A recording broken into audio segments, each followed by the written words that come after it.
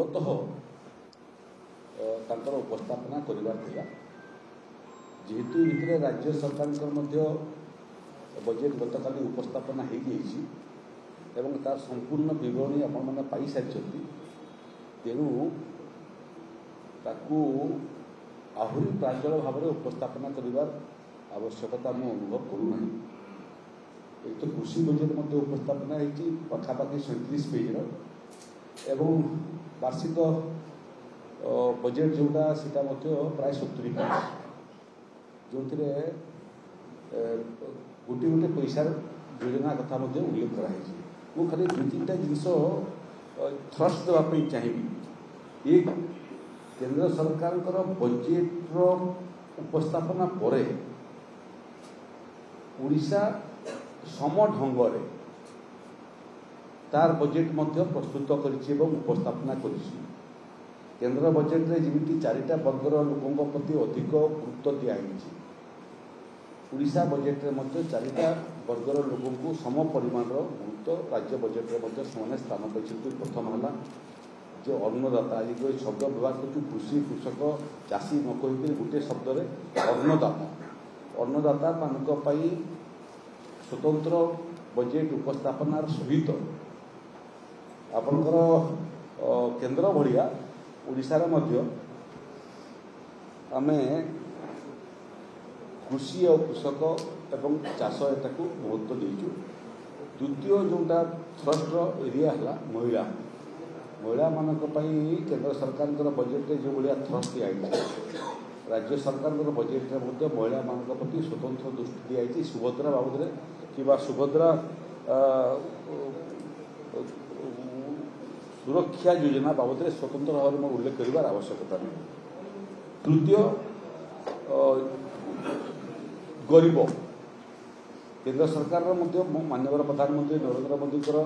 सहस गरीब कल्याण योजना तार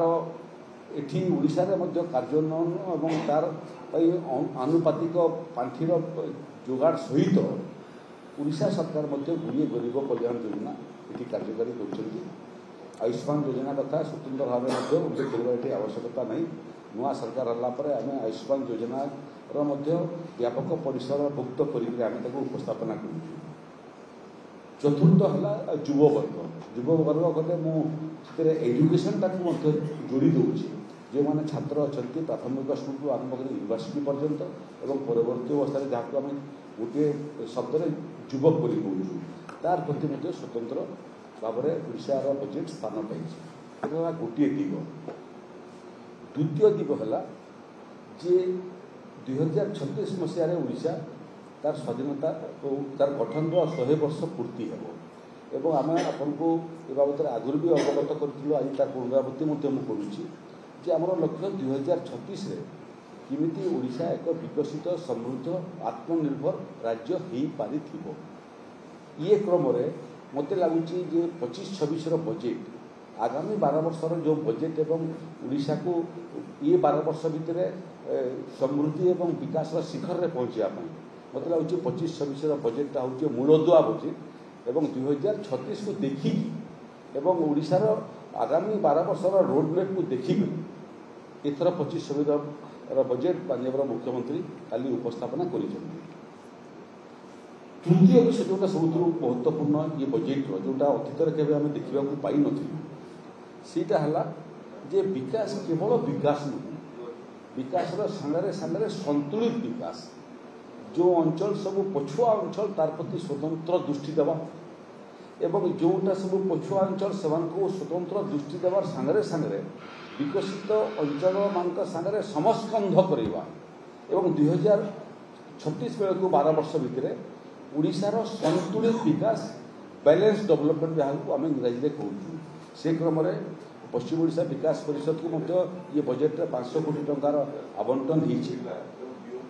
दुईटा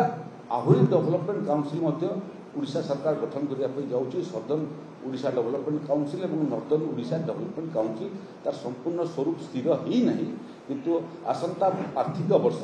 उभय development council to start with आरंभ करने 200 कोटी टंकार व्यवस्था कराई। आम केविके अंचल कोरापुट अभिभक्त कोरापुट बलांगीर कलाहांडी ये विषय में आम समस्त अवगत आगु गुड़े योजना चलता ये बजेट में केबीके स्वतंत्र योजना जनजाति संप्रदायर लोकों से जो मैंने प्रिमिटिव जनजातिर से स्वतंत्र व्यवस्था प्रथम थर पर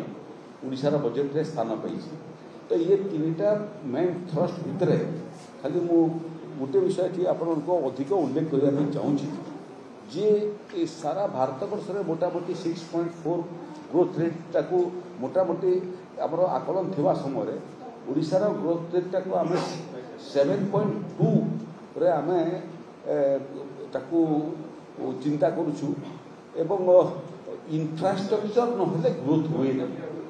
ये टोटाल बजेट रे ओडिशार इंफ्रास्ट्रक्चर कहले आपनकर कृषि इंफ्रास्ट्रक्चर जलसेचन पखापाखि 37,000 कोटी टंकार व्ययबराद स्थिर कराई जो आम सबुठ बेसी गुरुत्व देव जलसेचन से जलसेचन मध्यम जलसेचन क्षुद्र जलसेचन एवं लिफ्ट इरिगेशन जमी अधिकरू अधिक क्षेत्र को पानी पहुँच से बाबद इरिगेशन को लेकर इंफ्रास्ट्रक्चर रोड सेक्टर में स्वतंत्र योजना आम प्रस्तुत करूँ जो रोड सेक्टर को आहरी एक्सपांड करूँ जोटा एक थाकिया रास्ता अच्छी दुई थाकिया रास्ता परिणत करने दुई थाकिया रास्ता को 4 थाकिया रास्ता परिणत करने 4 थाकिया रास्ता को 6 थाकिया रास्ता परिणत करने रेलवे जो 10,000 कोटी टंकार अधिक केन्द्र अनुदान ताकू आहरी सप्लीमेंट करने त्वरान्वित करने राजस्व बजेट रे अभिवृद्धि कराई। डिवीजन को बोल दीजिएगा, हम नहीं बोले नया डिवीजन जो रायगढ़ डिवीजन का तो आगु आम समस्ते जाचु नुआ ओडिशा रे आउ गोटे डिवीजन होगापी जाऊँ ओडिशार जो रेलपथ सब विशाखापट्टनम एवं अन्य रेल डिवीजन रे थिला ताकू कार्व आउट करी नुआ रेल डिवीजन कार्यक्षम ये बजेट रे बजेट प्रोविजन की स्थान पाइब। रेलवे खर्चटा को संपूर्ण भाव में वार्षिक खर्च को अनुदान को संपूर्ण करने आम राजस्व इंफ्रास्ट्रक्चर बढ़ाई राजस्व विभाग विपर्य परिचालना विभाग को स्वतंत्र भाव में दृष्टि दिखाई जो थे आम चेष्टा करूँ जे विकास जो जमी अधिग्रहण प्रक्रियाटा को आहरी केमी इंफ्रास्ट्रक्चर मध्य त्वरान्वित हो पार से क्रम आम सब समय प्राकृतिक विपर्यर सामना करुँ बहुत भल भाव में ओडिशावासी और ओडिशा सरकार अतीत दाना को आम सामना कलु 20टा ODRF जो अच्छी 20टा ODRF जगह आहरी चलित आर्थिक वर्ष में आम आहरी 10टा ODRF गठन करने जाऊँ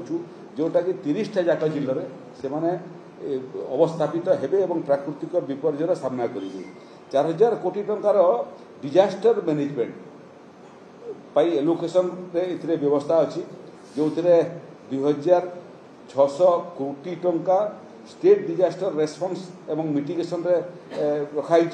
1,400 कोटी टंका नेशनल डिजास्टर रेस्पॉन्स मिटिगेशन रे रखाई। उड़िया भाषा संस्कृति जोटा आम ओडिशार अस्मिता कथा बोली कहूँ ताकू आहरी मजबूत करने उड़िया साहित्य उड़िया संस्कृति उड़िया परंपरा उड़िया कला या विश्व दरबार में पहुँचापी 482 कोटी 500 कोटी टंका पखापाखि व्यवस्था ये बजेट रे स्थान पाई। तार सागे सागे टूरिज्म गोटे नेग्लेक्टेड सब्जेक्ट थिला ओडिशा रे टूरिज्म एभलिया गोटे विषय जोटा आपण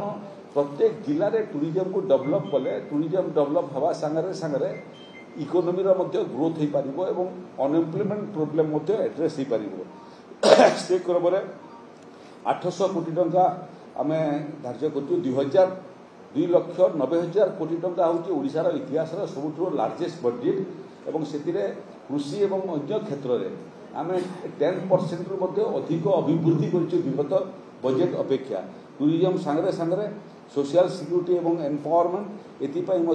24,250 कोटी टंकार एलोकेशन कराई इंडस्ट्रियल डेवलपमेंट एवं आपण समस्त इनवल्व थे प्रवासी भारतीय सम्मेलन समय गुड़िए इन्वेस्टर से समय ओडिशा सरकार सागर जोड़ी हेले ओडिशा इन्वेस्टमेंट आग्रह प्रकाश कले मेक इन इंडिया कनक्लेव समय माननीय प्रधानमंत्री आसिक उद्घाटन करते से समय